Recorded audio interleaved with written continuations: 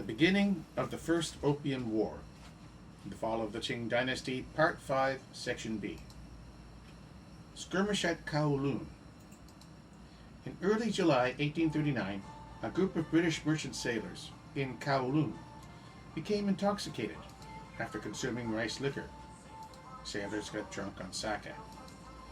Two of the sailors became agitated with, picked a fight with, and beat to death Lin Wexi, a villager from nearby Tsui. Superintendent Elliot ordered the arrest of the two men and paid compensation to Lin's family and village. However, he refused a request to turn the sailors over to Chinese authorities, fearing that they would be killed in accordance with the Chinese legal code. Commissioner Lin saw this as an obstruction of justice and ordered the sailors be handed over. Elliot, instead, held a trial for the accused men aboard a warship at sea, with himself serving as the judge and merchant ship captains as the jurors. He invited the Qing authorities to observe and comment on the proceedings, but the offer was declined. The naval court convicted 5 sailors of assault and rioting and sentenced them to fines along with hard labor in Britain. This verdict would later be overturned in British courts. Here is an 1841 painting of the Chinese fort at Kowloon. Angered by the violations of China's sovereignty, Lin recalled Chinese laborers from Macau and issued an edict preventing the sale of food to the British. War junks were deployed to the mouth of the Pearl River, while signs were placed and rumors spread by the Qing that they had poisoned the freshwater springs traditionally used to restock foreign merchant ships. On August 23rd, a ship belonging to a prominent opium merchant was attacked by Lascar pirates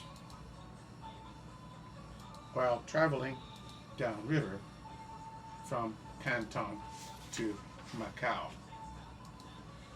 Rumors spread among the British that it had been Chinese soldiers who had attacked the ship.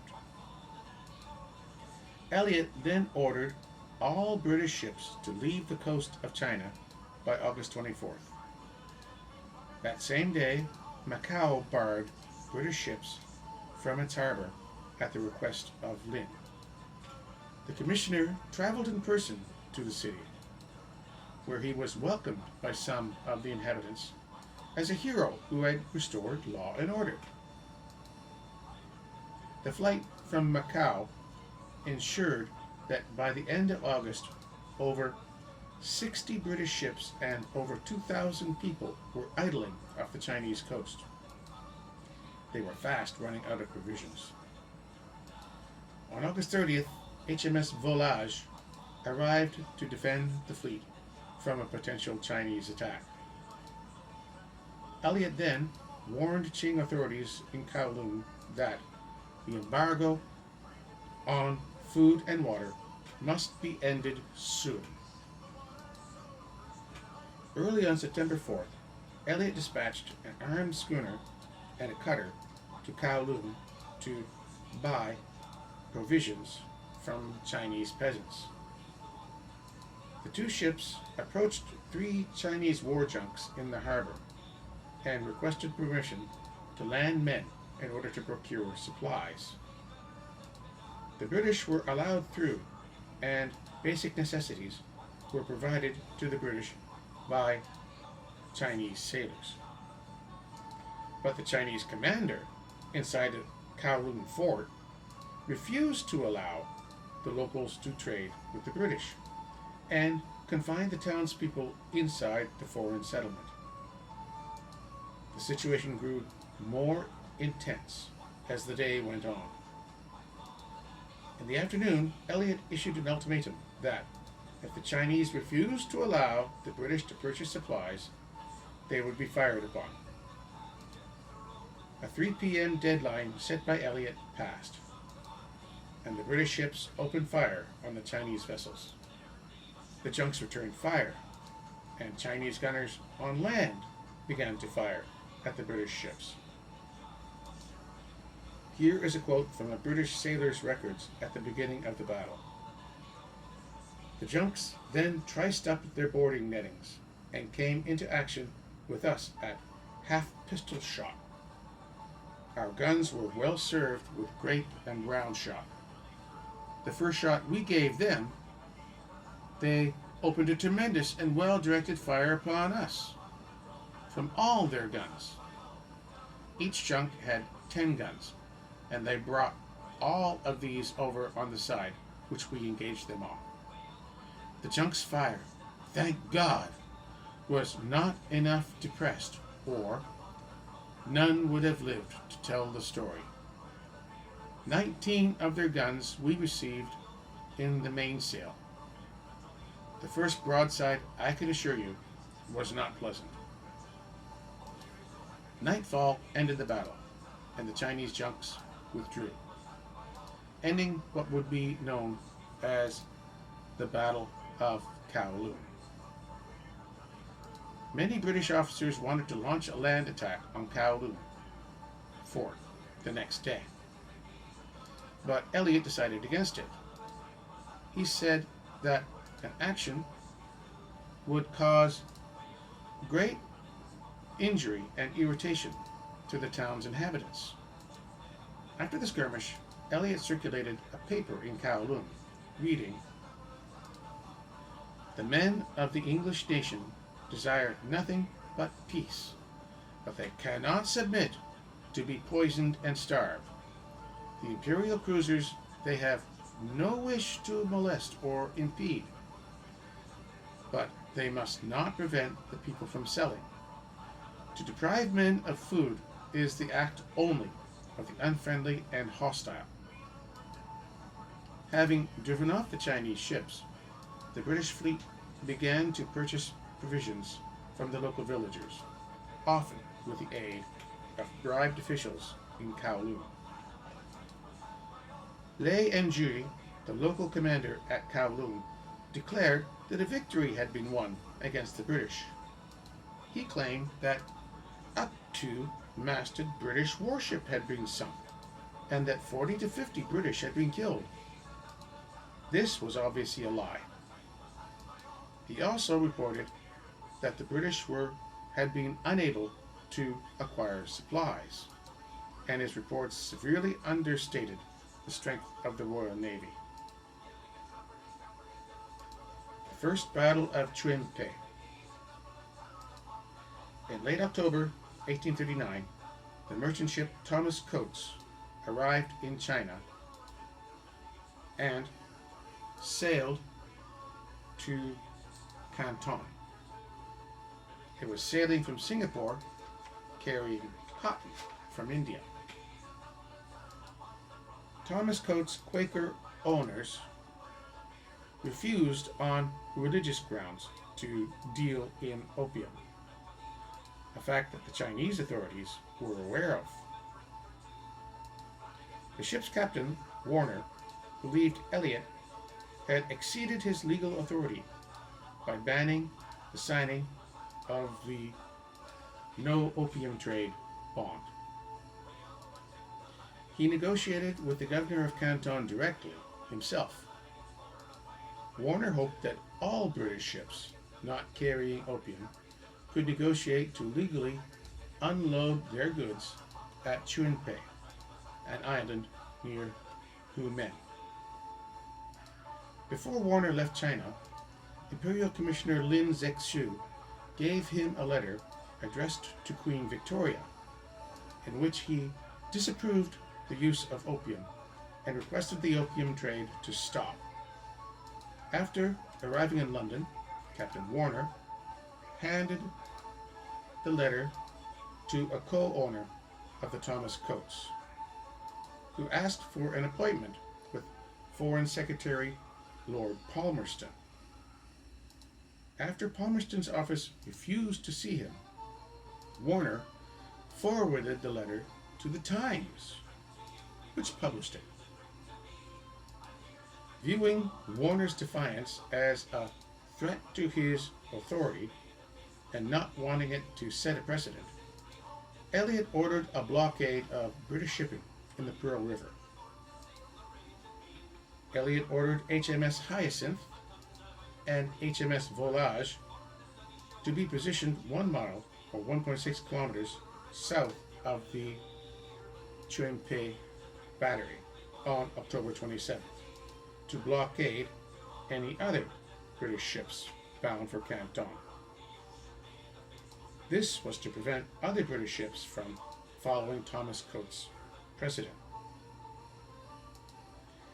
Fighting began on November 3rd, 1839, when a second British ship, Royal Saxon, attempted to sail to Canton.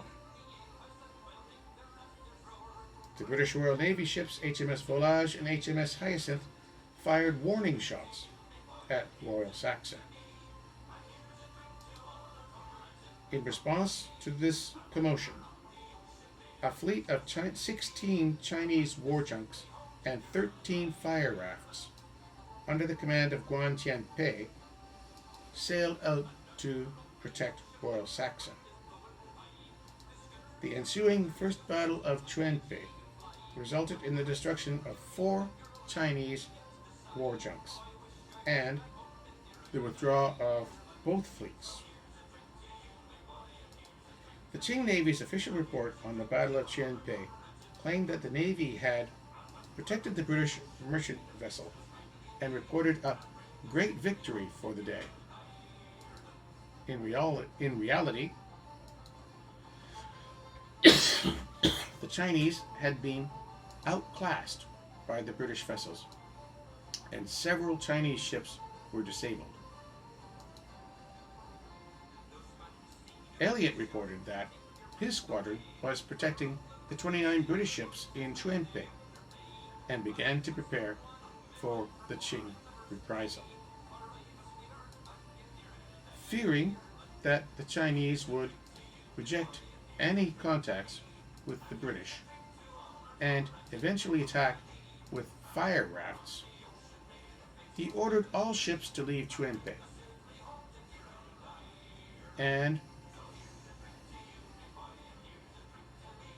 head for Causeway Bay, 20 miles or 30 kilometers from Macau. He hoped that the offshore anchorages would be out of range of Lin. Elliot asked Adrio Acacio de Silveira Pinto, the Portuguese governor of Macau, to let British ships load and unload their goods there in exchange for paying rents and any duties. The governor refused for fear that the Chinese would discontinue supplying food and other necessities to Macau. And on January 14th, 1840, the Daoguang Emperor asked all foreign merchants in China to halt material assistance to the British. Reaction in Britain. Parliamentary debates. Following the Chinese crackdown on the opium trade, discussion arose as to how Britain would respond. The public in the United States and Britain already had expressed outrage that Britain was supporting the opium trade. Many British citizens sympathized with the Chinese and wanted to halt the sale of opium. Others wanted to contain or regulate the international narcotics trade. However, a great deal of anger was expressed over the treatment of British diplomats and towards the protectionist policies of Qing China. The Whig controlled government in particular advocated war with China, and the pro-Whig press printed stories about Chinese despotism and cruelty.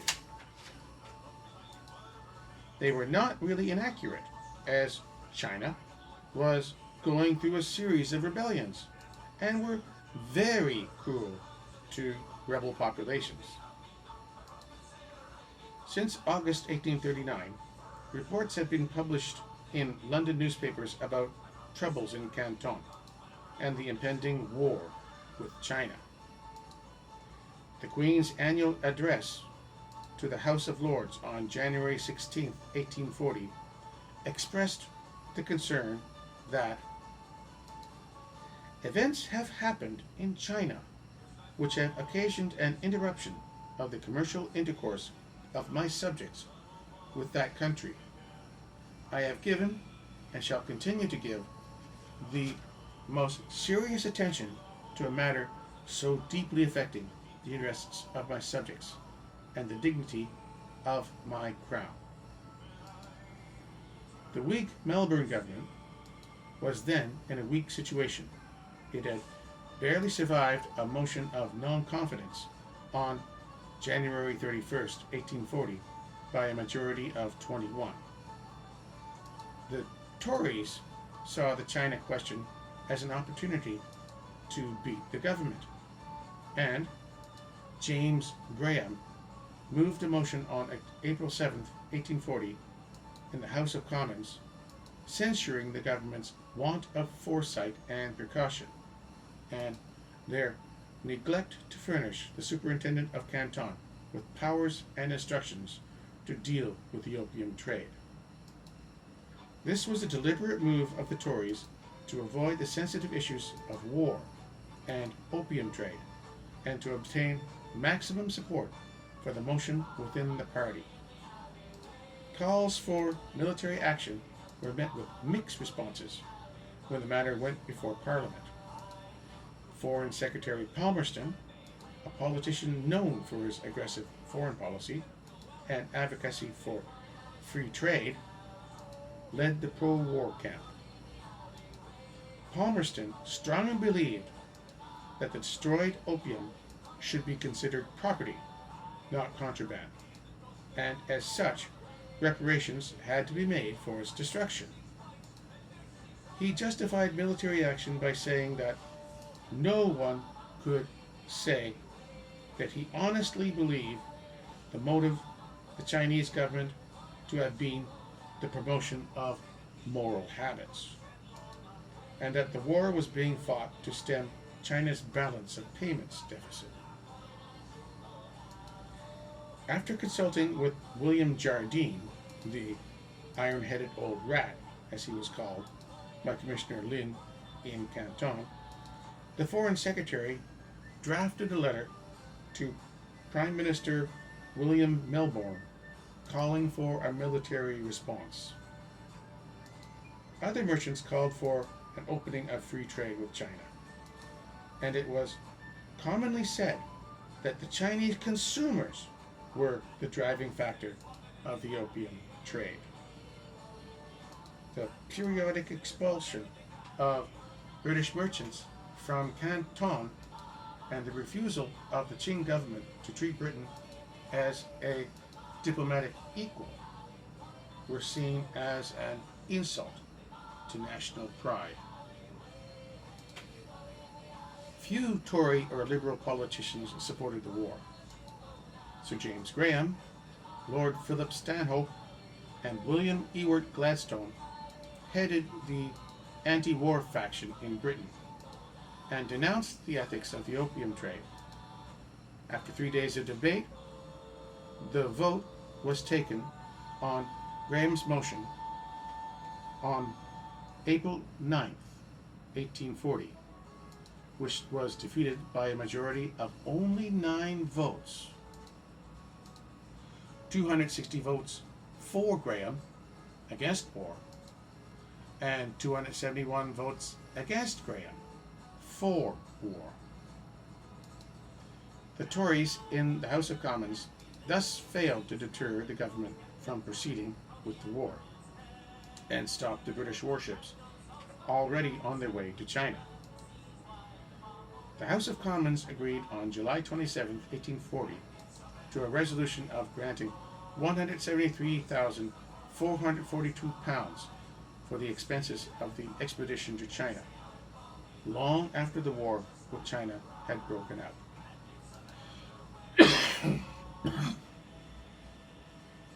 Cabinet decision and Palmerston letters.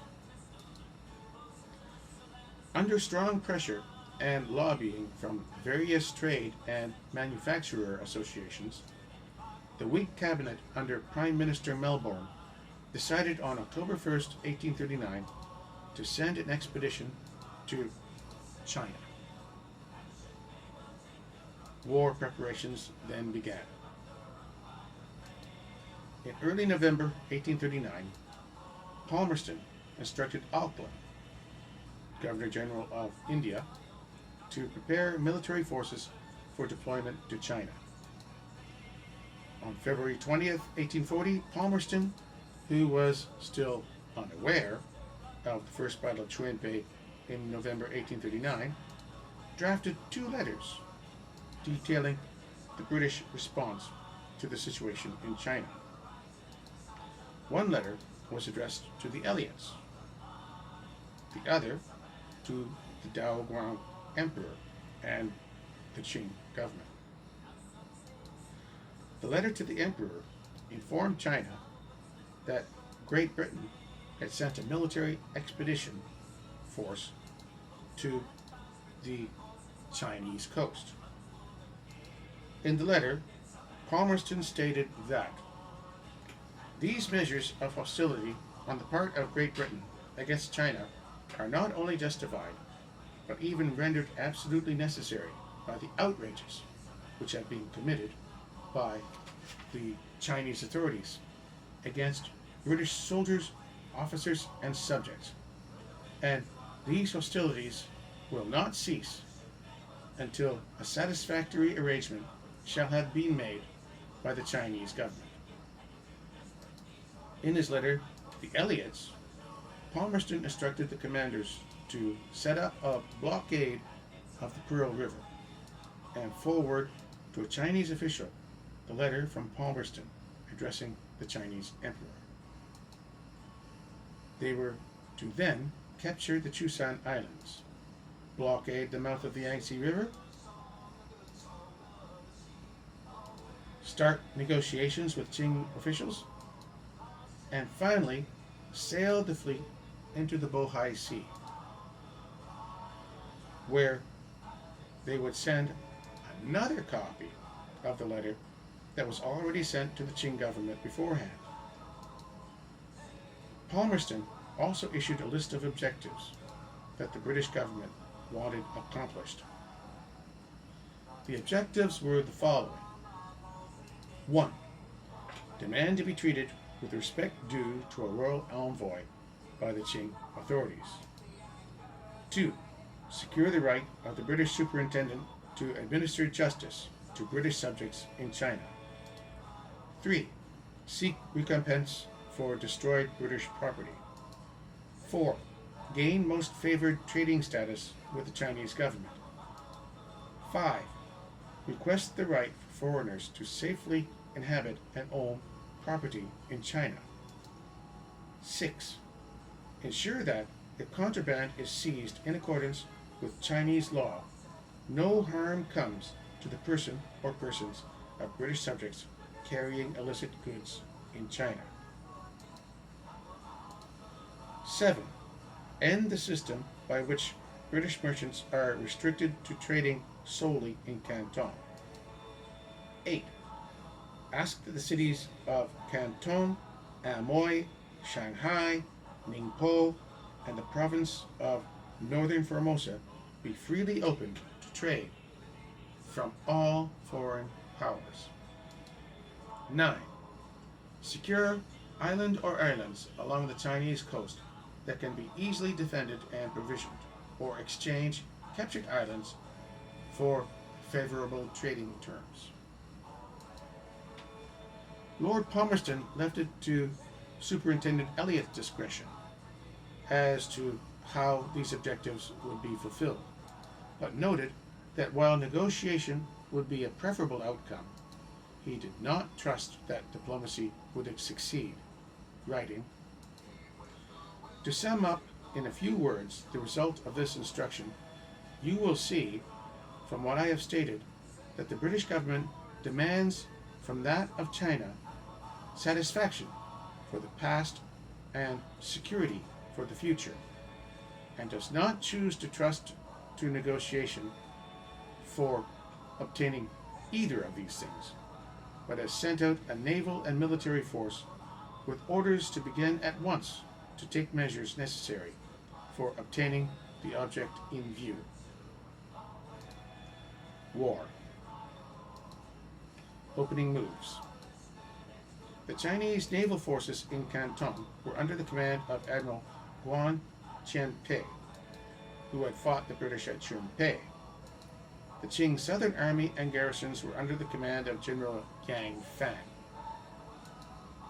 Overall command was for the Daoguang Emperor and his court. The Chinese government initially believed that, as in the 1834 Napier affair, that the British had been successfully expelled. Few preparations were made for a British reprisal, and the events leading to the eventual outbreak of the Sino-Sikh War in 1841 were seen as a greater cause for concern. Left without a major base of operations in China, the British withdrew their merchant shipping from the region, while maintaining the Royal Navy squadron in the islands around the mouth of the Pearl River. From London, Palmerston continued to dictate operations in China. He ordered the East India Company to divert troops from India in preparation for a limited war against the Chinese. It was decided that the war would not be fought as a full-scale conflict, but rather a punitive expedition. Superintendent Elliott remained in charge of Britain's interests in China, while Commodore James Bremer led the Royal Marines and the China Squadron. Major General Hugh Goh was selected to command the British land forces and was promoted to overall commander of British forces in China. The cost of the war would be paid by the British government. As per Lord Palmerston's letter, plans were drawn up by the British to launch a series of attacks on Chinese ports and rivers. British plans to form an expeditionary force were started immediately after the January 1840 vote. Several infantry regiments were raised in the British Isles.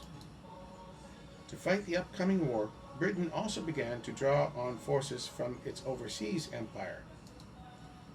British India had been preparing for a war since word had arrived that the Opium had been destroyed, and several regiments of Bengali volunteers had been recruited to supplement the regular British Indian Army and East India Company forces. In terms of naval forces, the ships earmarked for the expedition were either posted in remote colonies or under repair, and the Oriental crisis of 1840 and the resulting risk of war between Britain and France versus the Ottoman Empire over Syria drew the attention of the Royal Navy's European fleets away from China. Orders were dispatched to British South Africa and Australia to send ships to Singapore, which was the assigned assembly point for the expedition. A number of steamers were purchased by the Royal Navy and attached to the expedition as transports. The unseasonable summer weather of India and the Strait of Malacca slowed the British deployment, and a number of accidents decreased the combat readiness of the expedition. Most notably, both of the 74-gun ships of the line that the Royal Navy intended to use against Chinese fortifications were temporarily put out of action by hull damage. Despite these delays, by mid-June 1840, British forces had begun to assemble in Singapore. While they waited for more ships to arrive, the Royal Marines practiced amphibious invasions on the beach, first by landing ashore in boats, then forming lines and advancing on mock fortifications. The British offensive begins. Here is an image of the capture of Chusan in July 1840. In late June 1840, the first part of the expeditionary force arrived in China aboard 15 barracks ships, 4 steam-powered gunboats, and 25 smaller boats. The flotilla was under the command of Commodore Bremer. The British issued an ultimatum demanding the Qing government pay compensation for losses suffered from interrupted trade and the destruction of opium, but were rebuffed by the Qing authorities in Canton. In his letters, Palmerston had instructed the joint plenipotentiaries, Elliot and his cousin, Admiral George Elliot, to acquire the cession of at least one island for trade on the Chinese coast. With the British Expeditionary Force now in place, a combined naval and ground assault was launched on the Chusan archipelago. Zhoushan Island, the largest and best defended of the islands, was the primary target for the attack, as was its vital port of Dinghai. When the British fleet arrived off Zhoushan, Elliot demanded that the city surrender. The commander of the Chinese garrison refused the command, stating that he could not surrender, and questioning what reason the British had for harassing Dinghai, as they had been driven out of Canton. Fighting began. A fleet of 12 small junks were destroyed by the Royal Navy, and British Marines captured the hills to the south of the Dinghai port. Here is another image of the Battle of Chusan. The British captured the city itself after an intense naval bombardment on July 5th, forced the surviving Chinese defenders to withdraw. The British occupied Dinghai Harbor and prepared to use it as a staging point for operations in China. In the fall of 1840, disease broke out in the Dinghai garrison, forcing the British to evacuate soldiers to Manila and Calcutta. By the beginning of 1841, only 1,900 of the 3,300 men who had originally occupied Dinghai were left, with many of those remaining incapable of fighting. An estimated 500 British soldiers died from the disease, with the Cameroon and Bengali volunteers suffering the most deaths, while the Royal Marines were relatively unscathed. Having captured Dinghai, the British expedition divided its forces, sending one fleet south to the Pearl River, while sending a second fleet north to the Yellow Sea. The northern fleet sailed to Peiho, where Elliot personally presented Palmerston's letter to the Emperor to Qing authorities from the capital. Qishan, a high-ranking Manchu official, was selected by the imperial court to replace Lin as the viceroy of Yanguan after Lin was discharged for his failure to resolve the opium situation.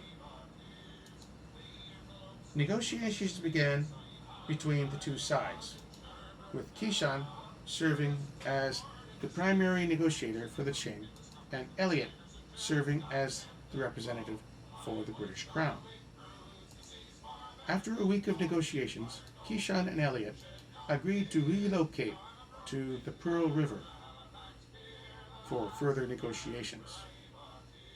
In return for this courtesy of the British to withdraw from the Yellow Sea, Qishan promised to requisition imperial funds as restitution for British merchants who had suffered damages. The war, however, was not concluded, and both sides continued to engage each other. In the late spring of 1841, reinforcements arrived from India in preparation for an offensive against Canton. A flotilla of transports brought 600 men of the professionally trained 37th Madras Native Infantry to Dinghai, where their arrival boosted British morale. Accompanying the fleet as far as Macau was the newly constructed iron steamer HMS Nemesis. This was a weapon that the Chinese had no effective way of fighting. On August 19th, 3 British warships and 380 Marines drove the Chinese from the land bridge known as the Barrier, separating Macau from the Chinese mainland.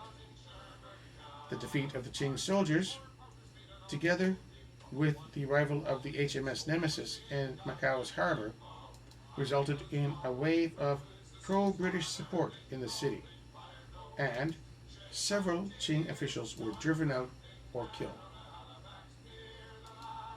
Portugal remained neutral in the conflict, but after the battle was willing to allow British ships to dock in Macau. This decision granted the British a functioning port in southern China. With the strategic harbors of Dinghai and Macau secured, the British began to focus on the war in the Pearl River. 5 months after the British victory at Chusan, the northern elements of the expedition sailed south to Hunmen.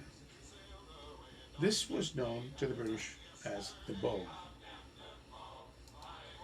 Bremer judged that gaining control over the Pearl River and Canton would put the British in a strong negotiating position with the Qing authorities, as well as allow for the renewal of trade when the war ended.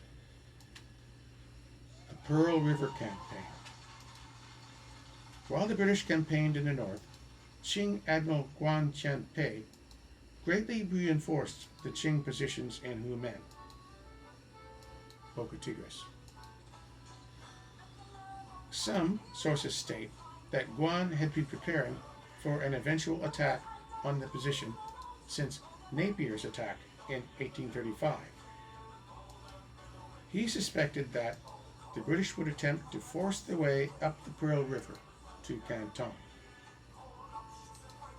The Hunmen forts blocked transit of the river and were garrisoned with 3,000 men and 306 cannons. By the time the British fleet were ready for action, 10,000 Qing soldiers were in position to defend Canton and the surrounding area. The British fleet arrived in early January and began to bombard the Qing defenses at Chunpei, after a group of Chinese fire rafts were sent drifting towards the Royal Navy ships. Here is an image of the Second Battle of Trinpe. On January 7, 1841, the British won a decisive victory in the Second Battle of Trinpe. The battle began at 8 a.m., starting from Sampanchao Island, 3 miles or 4.8 kilometers below the Hms Strait. By 9 a.m., the East India Company steamers Enterprise, Madagascar, and HMS Nemesis assisted in landing 504 Royal Marines under Captain Samuel Ellis, 33 Royal Artillery under Captain J. Knowles with a 24-pounder howitzer and 2 6-pounder field guns, 137 seamen from the Wellesley, Blenheim, and Melville under Lieutenant Wilson, 104 troops of the 26th and 49th Regiments under Major Johnstone, 607 troops of the 37th Madras Native Infantry under Captain Duff, 76 Bengal Volunteers under Captain Bolton, an additional 30 seamen assisted in dragging the cannons into position. 15 sailors from the HMS Blenheim were employed in the rocket and ammunition service. The force landed unopposed, 2 miles or 3.2 kilometers below the Trinpe Island artillery batteries. Major Thomas Pratt of the 26th Regiment commanded the land force of about 1,500 men. After advancing 1.5 miles or 2.4 kilometers, the British spotted the upper fort and an entrenchment comprising a deep ditch and surrounding breastwork. The Chinese cheered when they saw the British, waved their flags in defiance, and opened fire from the batteries. In response, the British cannons placed on the crest of a nearby hill commenced firing. The Chinese then returned fire for about 20 minutes. The steamers HMS Queen and HMS Nemesis, under Captain Belcher of the HMS Sulphur, fired shells into the upper fort, while the HMS Calliope, HMS Hyacinth, and HMS Larne, under Captain Thomas Herbert, attacked the lower fort.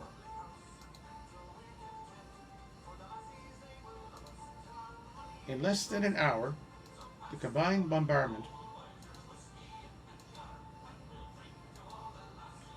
silenced the Chinese batteries. By 10 a.m., the upper fort had been captured, and the lower fort surrounded and stormed by Royal Marines. After the capture, HMS Nemesis attacked a fleet of about 15 war junks under Admiral Chiampé in Anson's Bay. The junks mounted 7 to 11 guns of various caliber, from 4 to 12 pounders. The HMS Nemesis fired a Congreve rocket that struck a junk near the Admiral. Here is an image of the HMS Nemesis, right background, destroying Chinese war junks in Anson's Bay. The British officer described what happened. The very first rocket fired from the Nemesis was seen to enter the large chunk, and almost the instant afterwards it blew up with a terrific explosion, launching into eternity every soul on board and pouring forth its blaze like the mighty rush of fire from a volcano. The instantaneous destruction of the huge body seemed appalling to both sides engaged. The smoke and flame and thunder of the explosion, with the broken fragments falling round, and even portions of dissevered bodies scattering as they fell, were enough to strike with awe, if not fear, the stoutest hearts that looked upon it. Here is another image of the HMS Nemesis and other British boats engaging Chinese junks at Chun Pe. At about 11:30 a.m., the Chinese on board the junks hauled down their flags.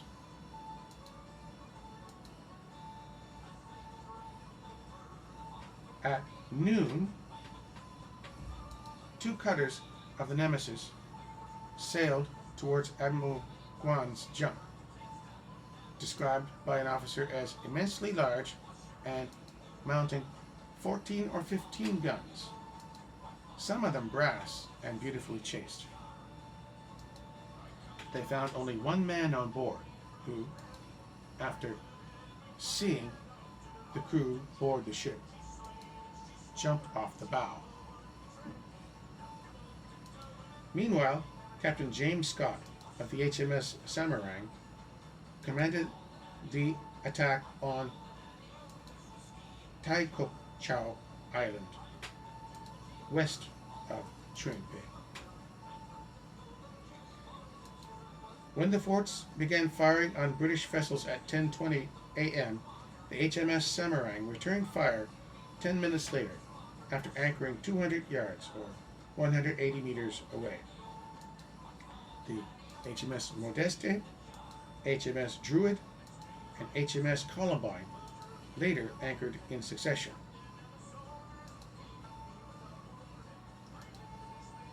Scott reported that, in a few minutes, so destructive and well-directed was the fire of our ships that of the enemy was silenced, with the exception of an occasional gun or two.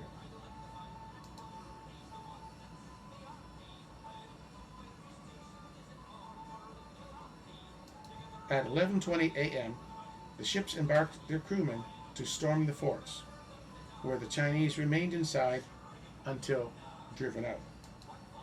The Chinese could not withstand the onslaught of British muskets during hand-to-hand combat. After capturing the forts, the Chinese guns were spiked and thrown into the river. In total, 38 British were wounded, many from an explosion of an extensive magazine after capturing the Chun Pe fort.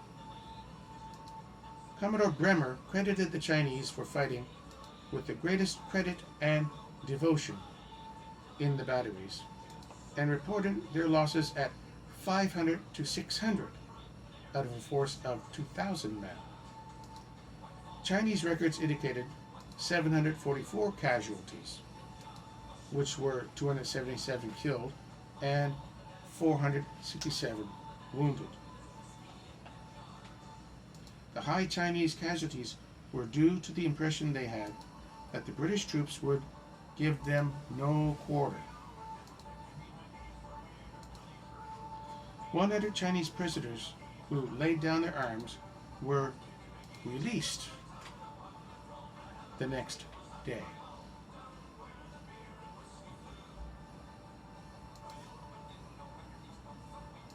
Eleven junks were destroyed, and 191 artillery pieces were captured.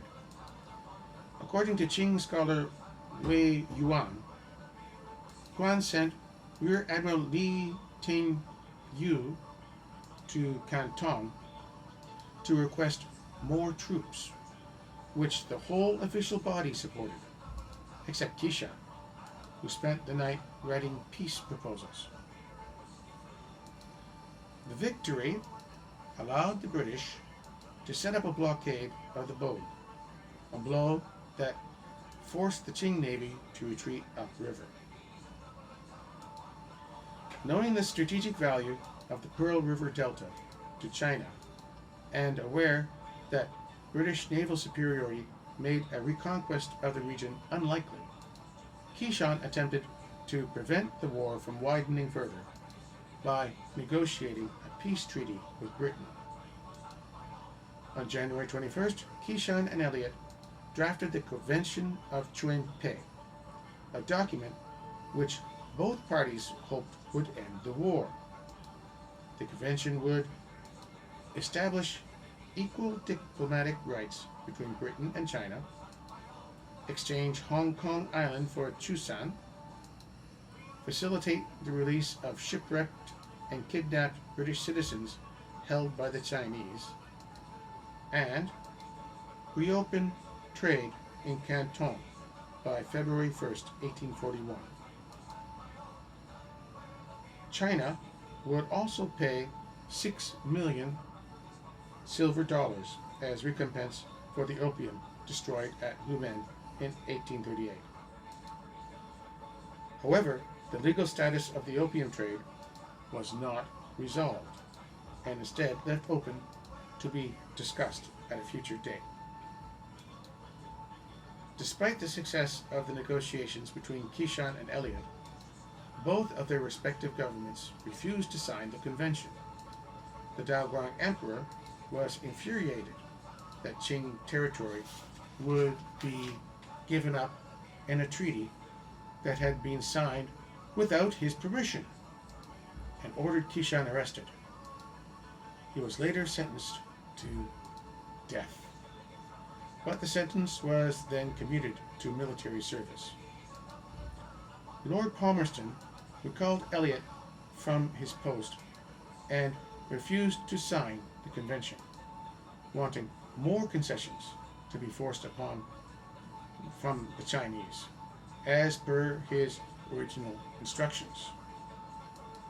Here is an image of British ships approaching Canton in May 1841. The brief interlude in the fighting ended in the beginning of February, after the Chinese refused to reopen Canton to British trade.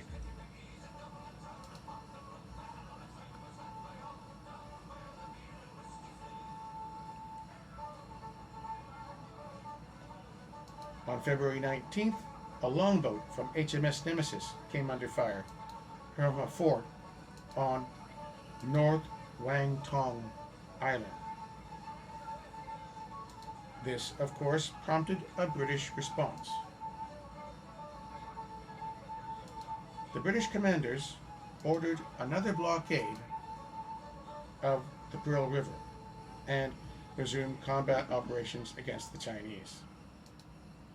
The British captured the remaining Bogue forts on February 26th during the Battle of the Bogue and the Battle of the First Bar the following day.